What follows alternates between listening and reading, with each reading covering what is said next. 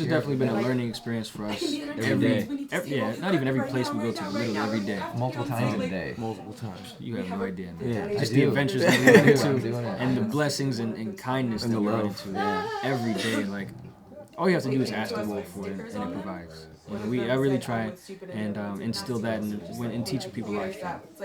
You know, it's not the Facebook and the Twitter that get you the donation. It's somebody talking on the camera every day and saying, our camp needs X, Y, and Z. And all of a sudden, you might get a package from Russia, you might get a package from South America, because they saw your live stream, and you said you needed tents, so you get 20 tents in the mail. All you have to do is ask for it. You know, I remember in D.C., the cook one day, you know, I had the camera on. I said, dude, what do you want to eat tonight? He was like, oh, you think that'll happen? Well, I want shrimp and lobster. By the end of that night, they were eating shrimp. Shrimp gumbo. You just put the word out there. Right. You know, put the positivity out there, and it really will come to you. You know, I never got people, they make wishes, like they get to see a shooting star, or they blow out things, and they don't tell them. And if you put your wish out into the universe, there's so many more people able to work on it and help you have your wish come true. I would love to hear more people's wishes so that I can help and so that we can all help each other make our dreams come true. I mean, we have a beautiful place. We've ruined it. We have dumped poison and nuclear sites and just effed up every single thing. And together we can fix it all. We can put people to work cleaning up after the corporations who ruined everything, giving them jobs using the money that they've stolen from us to pay these people to fix their mistakes, giving them jobs, training them in skills so they can feed their families, put their kids through school, and rebuild our entire country off the money they stole to clean up after them, but at least they're putting money into helping us get jobs, and we're helping them clean up their mess, and then we have a safe planet that we can live on together and have a good time. Yeah, and like you said, this is a global movement. Yeah. This is not like, United States thing. No way. This is a global thing. Like it's about all the places that are affecting the present. Because these multinational corporations, literally they're multinational. So they use other companies to manipulate for the consumers, America and, European nations. So it's not, what we buy causes direct conflict and in poverty for other locations where the people have to work slave wages and not be able to eat, can't afford food, or because their resources are being taken, so that way America can just continue to be greedy and just throw away 40% of their food stock every year. And there's people starving. So we gotta realize how much that we contribute, because yes, the corporations are bad, but we all need to be just as responsible because we did let this happen, and we need to train ourselves to stop being so addicted to buying and wanting and learn to be happy with the things that we do have. Because even if you didn't eat a meal today, how could you complain to me if there's a kid who hasn't had a meal in a week? Right. Thank you for saying that. Right.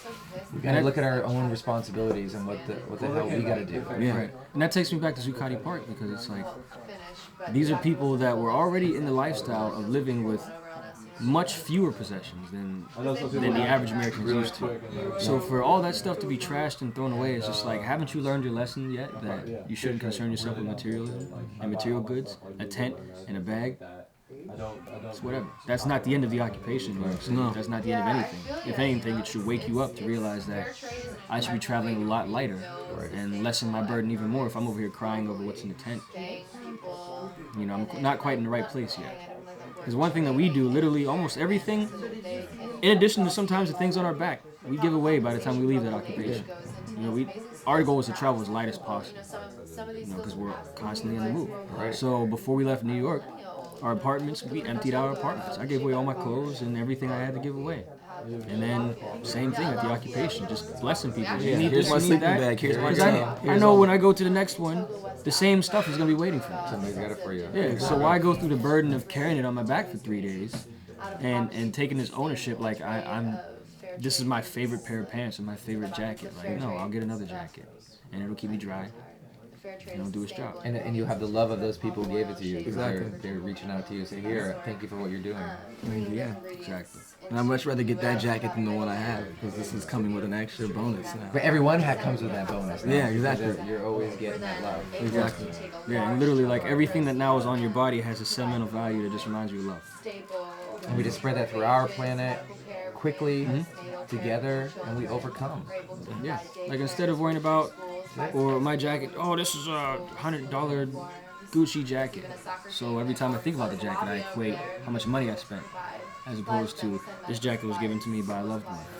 You know, and I remember the last time I kissed her before she gave me the jacket. And I really think that, Come on, that's worth so much more than money. just a small fair trade organization like Lobby can do that. Anything else you want to say before we wrap? Like, People working Go ahead. So what are you gonna say? I just had a question for you guys. we have The guy just that we met right after we got back from the Capitol, Yeah. he had an idea involving live stream where basically he would project the live stream onto like a Building. Yeah. and so we could be live streaming from our camps. Yeah. And so like one person in one camp's live streaming, we're live streaming in our camp, and we can both project our live streams and essentially use live stream as a way to directly communicate between camps. And it's even a billboard at that point, so the people driving by can be like, "Oh shit, the police are beating people." Like, you know. It'd be like a window into one of the sort of Bellingham in our camp is relatively small, and seeing the other camps and seeing what other people are doing has been really inspiring. Just because I mean I'm gonna be able to take so much back. Exactly. It's all a learning experience, but that I thought that was such a novel idea to be able to just have like a direct contact between the campus. And why not? It should be used, and that's the intention. Yeah. You know, like there was no problem for me to. I'm in Pittsburgh one day, and someone has a request. Hey, we want to get in contact with Occupy Dublin. I go and get the list of every occupation on the earth. It was quite a long Excel spreadsheet. It took me about a day to go through because it wasn't in alphabetical order. I'm not that good at Excel, so I'm like, damn, where's Dame Street? Dame Street. Found it. It took me about 2 hours to get in contact with someone. All I had to do was go on their live stream. Hey, which one of you guys is actually operating a live stream? This is somebody from the U.S. I'm going to talk to you. Send your email, and the rest is history. That easy, you know. And we should be doing that more. Yeah, I think what it is the American politics is trying to force its people that are still watching and consuming their media that this is a nationalist movement. This is only happening in America. They never report about occupations outside of the U.S. ever. And so the people here that are getting their information from CNN and whoever else don't even know. They don't want them to know that it's empowering. No. All these other people are rising up. There's an Occupy Hong Kong. Yes. That says something to me. Yes. And the fact that the Chinese They should government definitely be occupied. is censoring everything to not let their people know about Occupy Hong Kong, but the rest of the world knows about it, proves exactly what we're doing. And yeah, I think that's the big... Most of the opposition or questions I get from people in America are simply that. Well, what's the next plan? Do you think you're changing anything? Is anybody else on the same page? It's like, clearly you don't understand that actually Americans are the minority when it comes to the occupations on the earth. Last time I checked, which was about a month and a half ago, there were about 1,500. And there are only 200 in the U.S.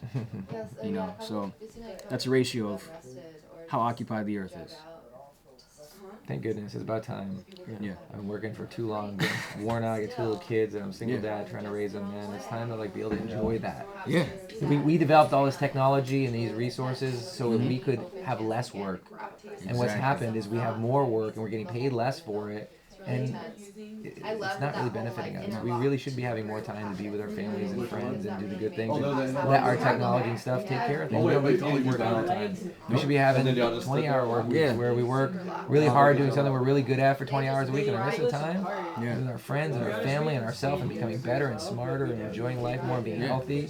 The weirdest thing for me was after about 5 weeks of occupation, I walked into a convenience store for the first time in a long time and had to pay for something with money.